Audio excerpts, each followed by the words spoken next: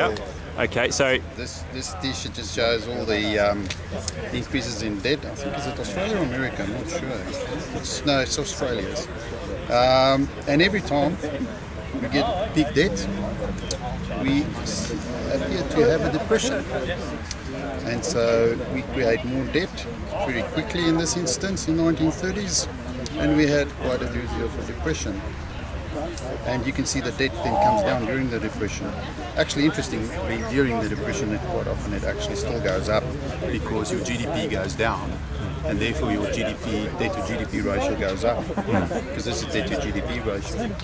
And that's where we are currently up here. In fact, it's going up again with the increase of the first homeowners, or the doubling of the first homeowners grant. So, yeah, so we actually in a very difficult position, I think, or unstable position we are arriving at with so much debt, and that's one of the reasons why I support what Steve Keen is saying. But what about the actual ability to service the debt? Isn't that more important than the actual debt itself? It's the Japanese, it obviously Japanese plays a role, and that's why the very extreme low interest rates we were having for such a long time actually assisted in creating such a high debt level. Yeah. But you cannot, I mean, it's just common sense that you cannot endlessly, especially households, can't endlessly create more and more debt. And having sort of just over 100% of GDP household debt at the moment is not a good idea, I think. Because to service that debt at say 5 or something, well, they won't get it at 5%, probably get it at 7% at best. That will be 7% of GDP that households on their own will have to repay.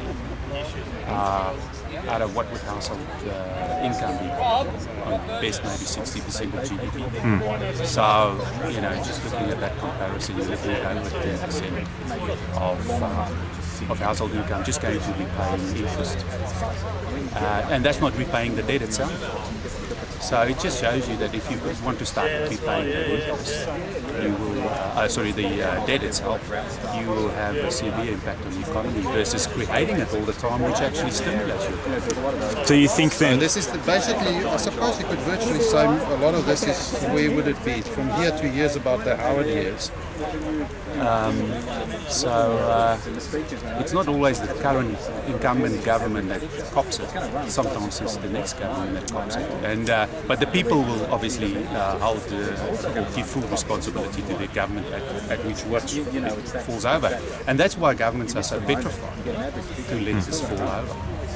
Because they know if it's fallen over under a liberal government, they will be held accountable for that.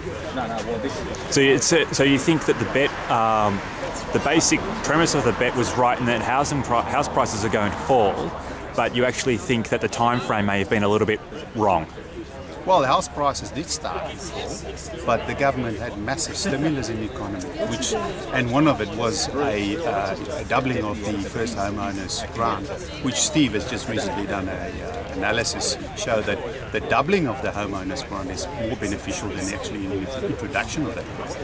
And so people were taking on more debt with the doubling of the homeowners, something to the order of 3 to 4% that they were taking on GDP in additional debt just to buy additional or pay more for virtually the existing stock of houses. So, and that eventually comes into your economy and it stimulates your economy. And plus, at the same time, the Reserve Bank dropped the interest rates. Which also created further stimulus to the economy, and then there was this virtual giveaway of money, where the government just gave everybody and they can Harry $900. So to the tune of billions of dollars, which was I think another 3 to 4% of GDP, virtually in a very short time. So you're looking at close to 10% of GDP being stimulated. The economy being stimulated, and so of course it's going to have a massive impact on your economy. And that's why we're actually living in boom times. Property prices are rising rapidly, but that in itself creates instability. I believe.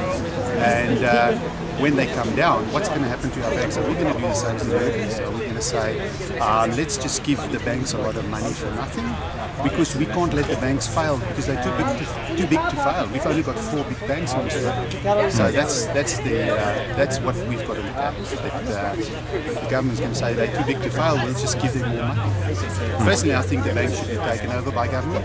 If it comes to that, it would be better if they take them over, because if the taxpayer has to basically guarantee all the liabilities of the bank, they should also get the rewards on the other side.